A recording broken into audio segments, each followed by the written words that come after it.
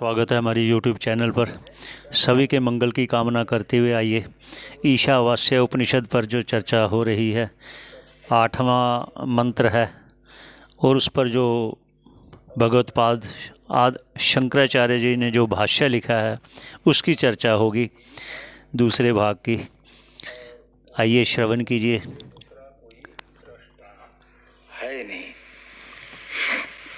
वो बृहदारण्यक का वाक्य यहाँ पर भगवान भाष्यकार बता रहे हैं कि नान्यो अतोस्ति दृष्टा इत्यादि श्रुते है।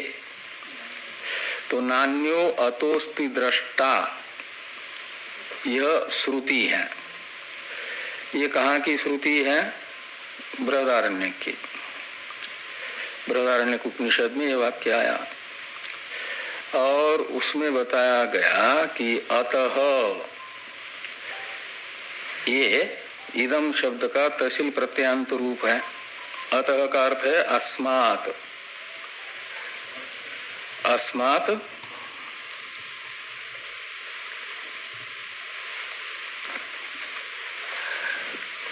और अस्मात् ये सर्वनाम किसको बताएगा? प्रकृत आत्मा को।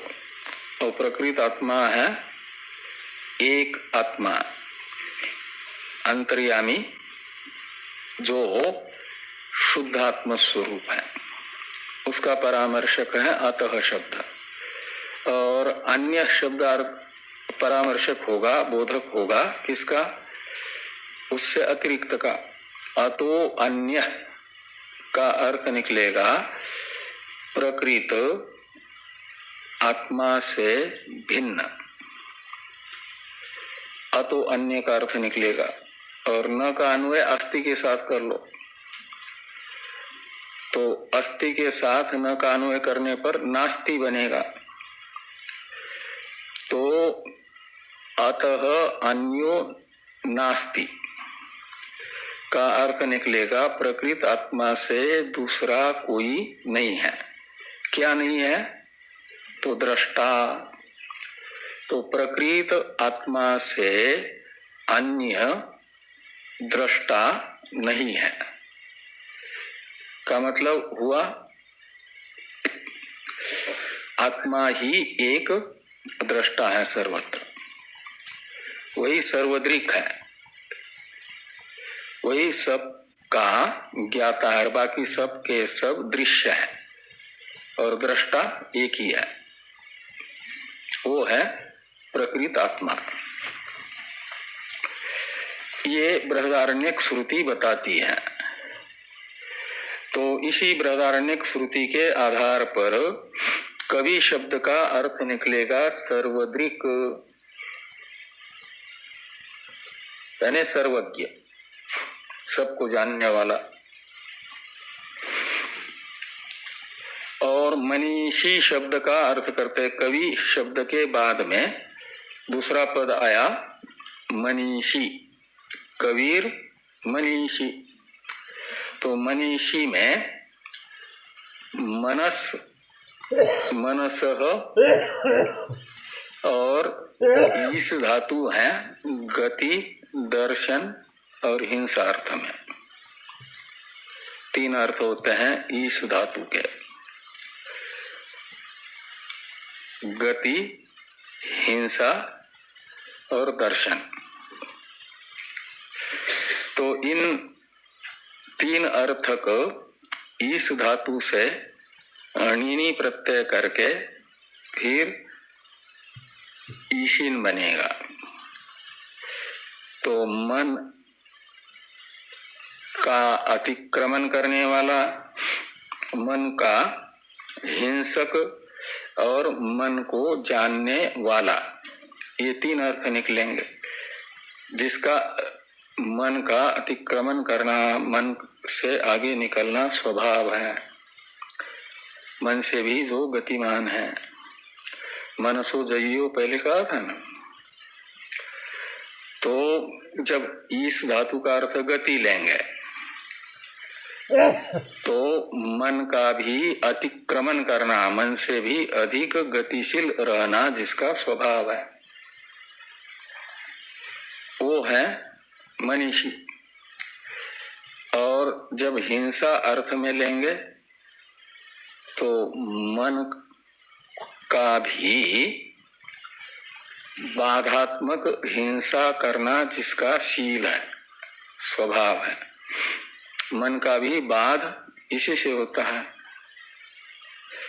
मन को भी बाधित कौन करता है? यही जब अहम ब्रह्मास्मि इस वृत्ति में अभिव्यक्त होता है प्रकृत निर्विशेष चेतन, तो उससे बाकी सब संसार भी और संसार अंतःपाती ही मन भी बाधित हो जाता है ना। तो किसी का बाध होना उसकी हिंसा है कि नहीं? जिसको अभी तक सत्य समझ रहे थे उसे मिथ्या समझना, केवल दिखने वाला मात्र समझना, सत्ताहीन समझना, अभी तक सत्तावान समझ रहे थे, ये उसकी हिंसा है। तो मनीषी शब्द का अर्थ वो भी निकलेगा। और मनीषी शब्द का अर्थ, इस धातु का अर्थ दर्शन लेंगे तो अर्थ निकलेगा मन का, मन की हरेक वृत्ति को, मन के हरेक व्यापार को जानना जिसका शील है यानी स्वभाव है, उसे कहा जाएगा मनीषी। तो इससे एक प्रकार से बताया गया कि मनीषी यानी मनसः ईशिता सर्वज्ञ ईश्वर इत्यर्थ।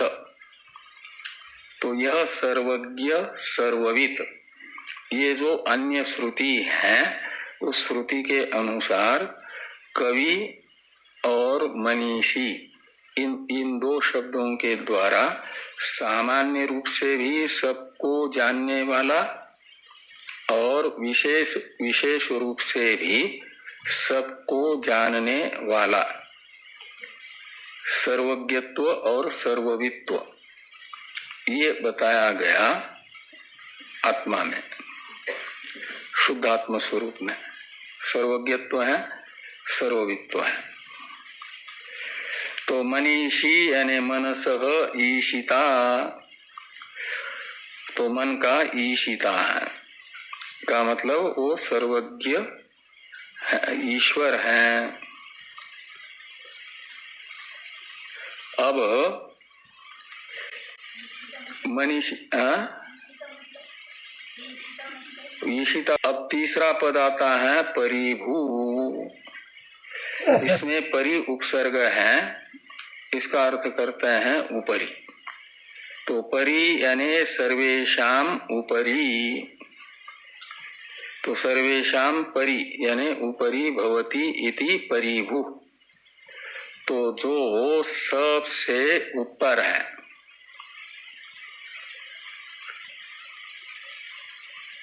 का मतलब सब जिसके अधीन है,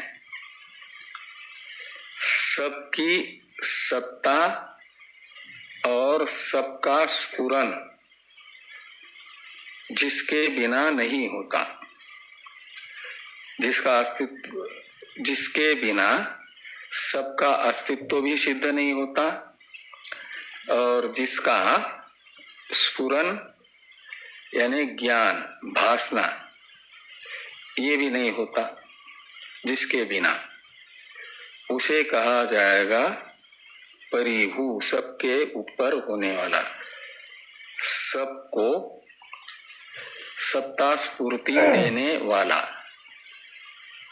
तो जैसे मंद अंधकार में भ्रांति से रस्सी में दिखने वाला जो सर्प है, उस सर्प के ऊपर कौन है? सर्प को सत्ता देने वाला, देने वाली जो रस्सी है। यदि रस्सी न होती तो मंद अंधकार होने मात्र से सर्प की भ्रांति होती क्या?